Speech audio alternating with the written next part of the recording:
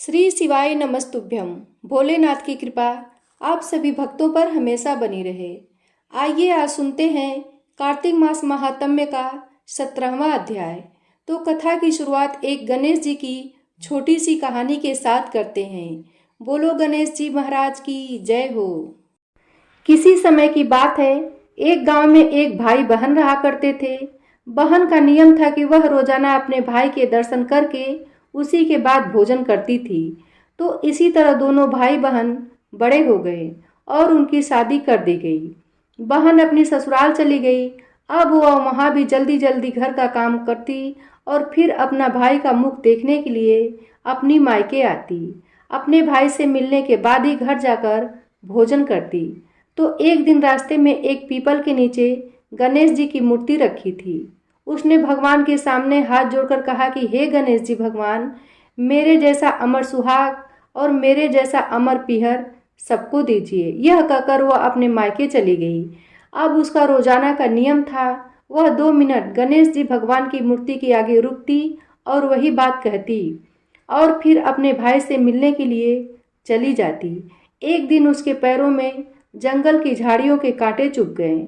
जैसे ही वह अपने भाई के घर पहुंची और भाई का मुख देखकर बैठी, तब भाभी ने पूछा कि ननद बाईसा, आपके पैरों में क्या हो गया? तो वह कहने लगी कि भाभी, रास्ते में जंगल की झाड़ियों के कांटे गिरे थे, वह मेरे पाँव में चुभ गए। तो उनकी भाभी कहने लगी कि आपके पैरों में कितना घाव हो गया है।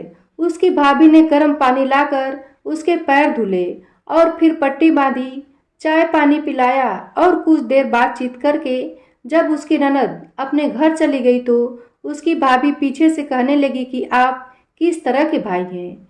अपनी बहन के पैरों की तरफ देखा है कभी?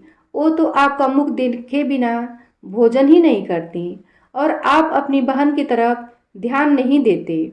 देखा नहीं उनके पैरों में किस तरह के कांटे चुभे हुए थे? जाओ अभी के अभी रास्ता साफ करवा दो। तो यह सुनकर उसे बड़ा ही दुख हुआ कि मेरी बहन मेरा मुख देखे बिना यहाँ तक आती है और मैंने कभी ध्यान नहीं दिया। वह किस तरह आती है, कितनी परेशानी होती होगी। तो अपनी पत्नी को कहने लगा कि मैं अभी जाता हूँ और सारा रास्ता साफ करके आता हूँ।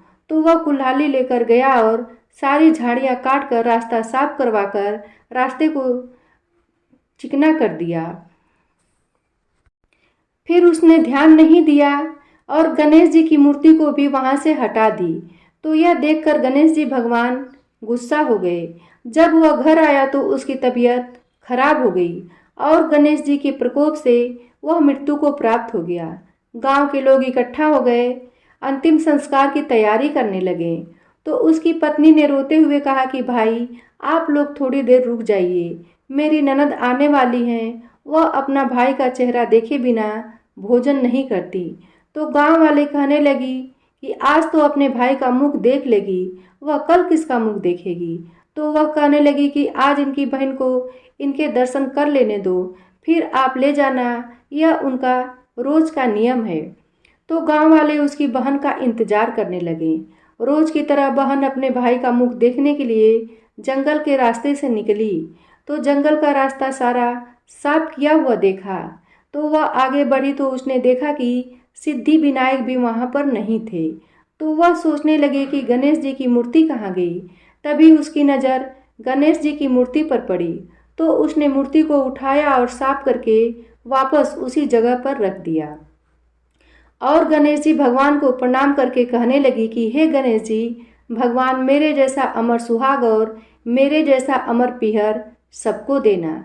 यह कहकर वह गई तो भगवान सोचने लगे कि अगर आज मैंने इसकी नहीं सुनी तो मेरी कौन मानेगा, कौन मुझे पूजने आएगा? मैंने तो इसके भाई के प्राण हर लिए हैं। तो सिद्धि विनायक ने उसे आवाज़ दी कि बेटी, इस खेजड़ी की 7 पत्तियां तोड़कर ले जा और उसे कच्चे दूध में घोलकर तुम्हारे भाई के ऊपर छींटा मार देना, तो वह उठकर बैठ जाएगा। तो यह आवाज़ सुनकर बहन पीछे मुड़ी तो पीछे कोई न था। तो वह सोचने लगी कि कौन था, कौन मुझे आवाज़ दे रहा था। कोई बात नहीं, जैसा सुना है वैसा कर लेती हूँ। तो उसने रास्ते में खेजड़ी की 7 पत्तियां तोड़ी और अपनी चुनरी के पल्ले में बांध ली और अपने भाई के घर पहुंच गई।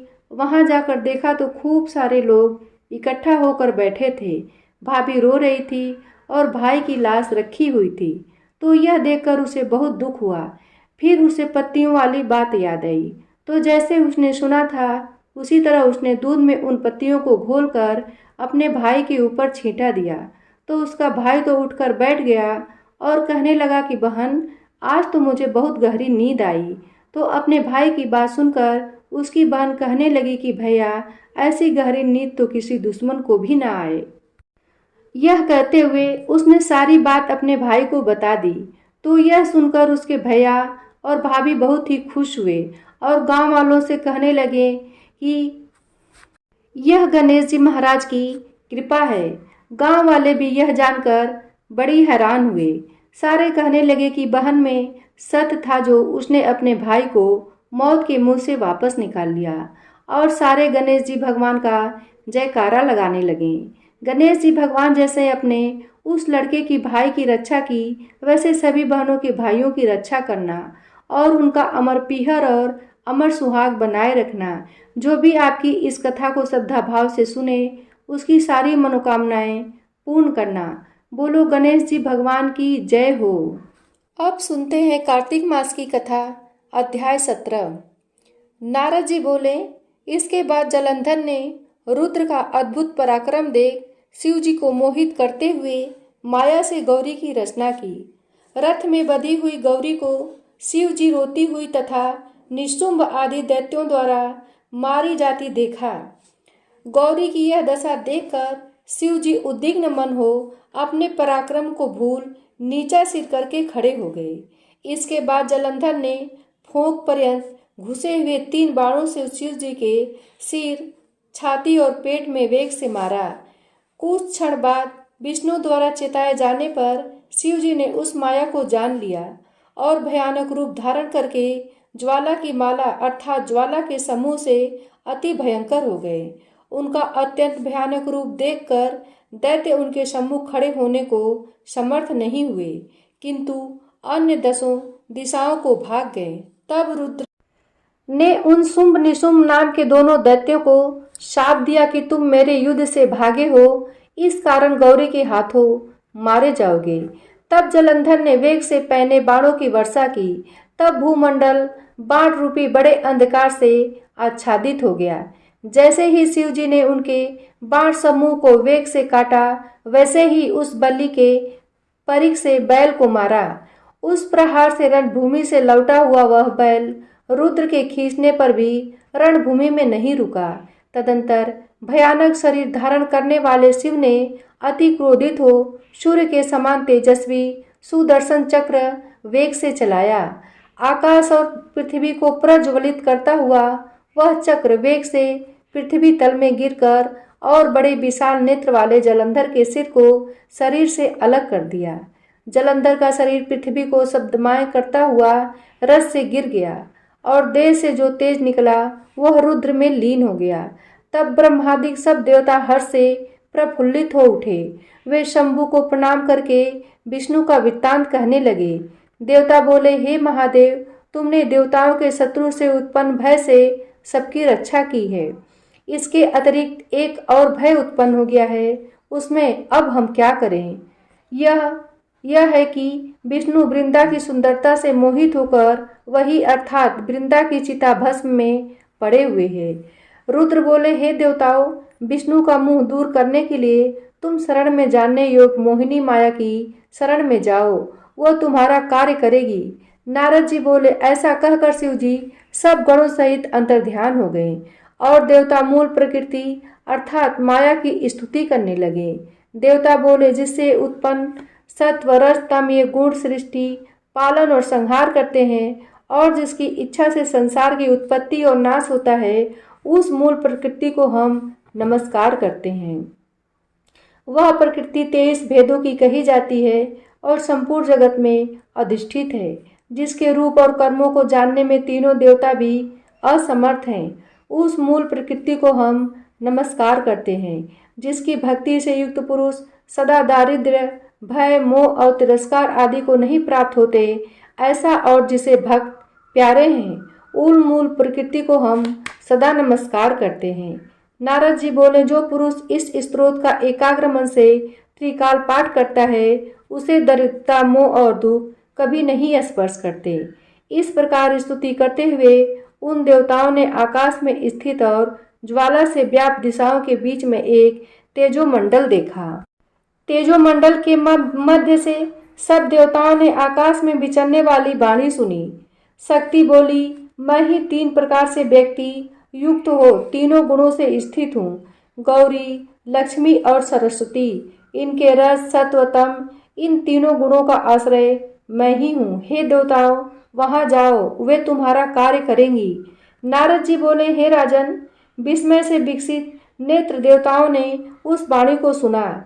उस समय वह तेज अंतर्ध्यान हो गया। इसके बाद उसी वाक्य से प्रेरित सब देवताओं ने गौरी, लक्ष्मी तथा सरस्वती की भक्ति में तन्मय होकर प्रणाम किया।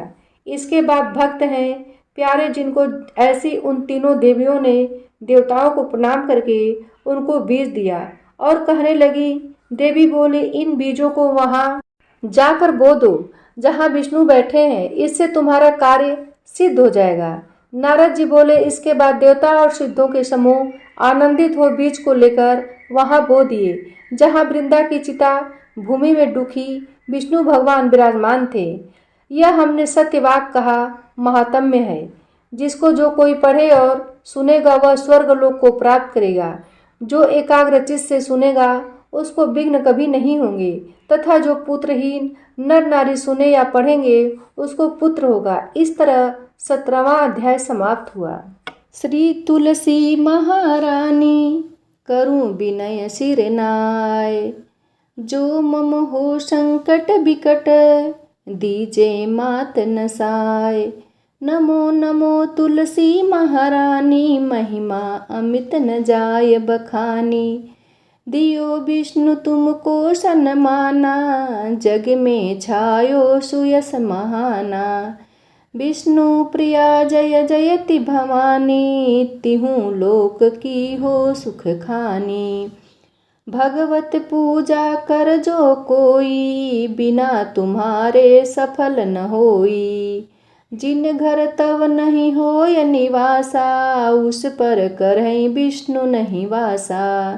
करे सदा जो तव निति सुमिरन, तेहि के काज होय सब पूरन।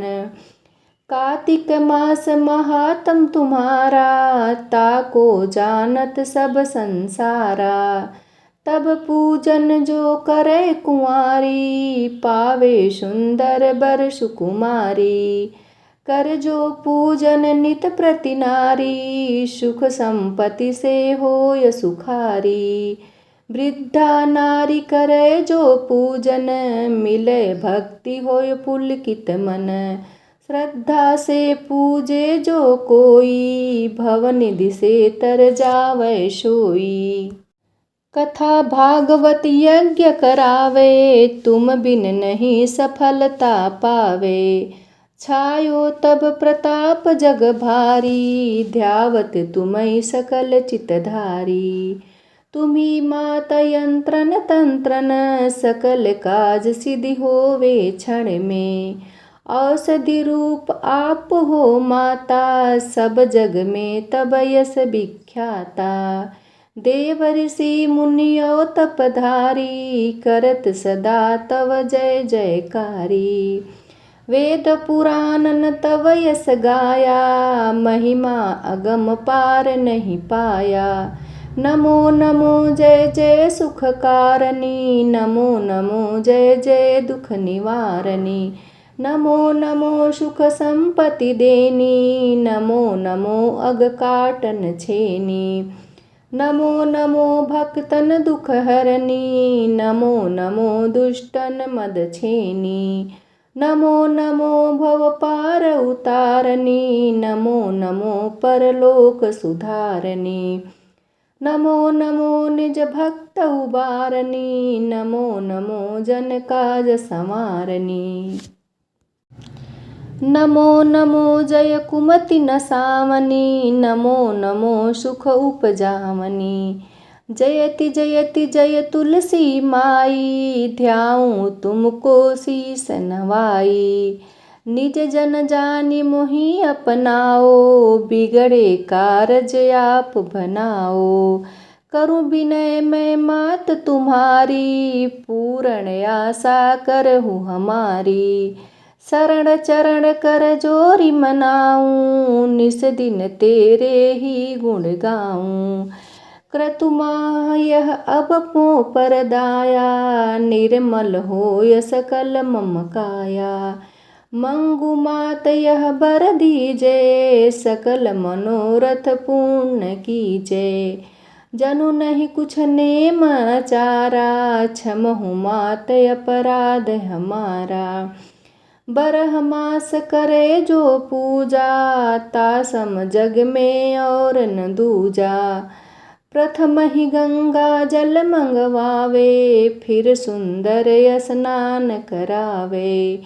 चंदन अक्षत पुष्प चढ़ावे, धूप दीप नैवेद्य लगावे। करे आचमन गंगा जल से, ध्यान करे हृदय निर्मल से। पाठ करे फिर चालीसा की, स्तुति करे मात तुलसा की। यह विधि पूजा करे हमेशा, ताके तन नहीं रहे कलेसा। करे मास कार्तिक का साधन, सोवे नित पवित्र सिद्ध हुई जाई। है यह कथा महासुखदाई, पढ़े सुने सो भव तर जाई। तुलसी मैया तुम कल्याणी, तुम्हारी महिमा सब जग जानी। भावना तुझे माँ नित नित ध्यावे, गा गा कर माँ तुझे रिझावे। यह श्री तुलसी चालीसा, पाठ करे जो कोय। गोविंद सो फल पावहीं, जो मने इच्छा होय। जय तुलसी माता की, जय कृष्ण भगवान की। तुलसी महारानी नमो नमो, हरि की पटरानी नमो नमो। धन तुलसी पूर्ण तप कीनो, शालिग्राम बनी पटरानी। जाके पत्र मंजरी कोमल, श्रीपति कमल चरण लपटानी। तुलसी महारानी नमो नमो, हरि की पटरानी नमो नमो। धूप दीप नैवेद्य आरती, पुष्पन की वर्षा बरसानी। 56 भोग 36 व्यंजन, बिन तुलसी हरि एक न मानी। तुलसी महारानी नमो नमो, हरि की पटरानी नमो नमो।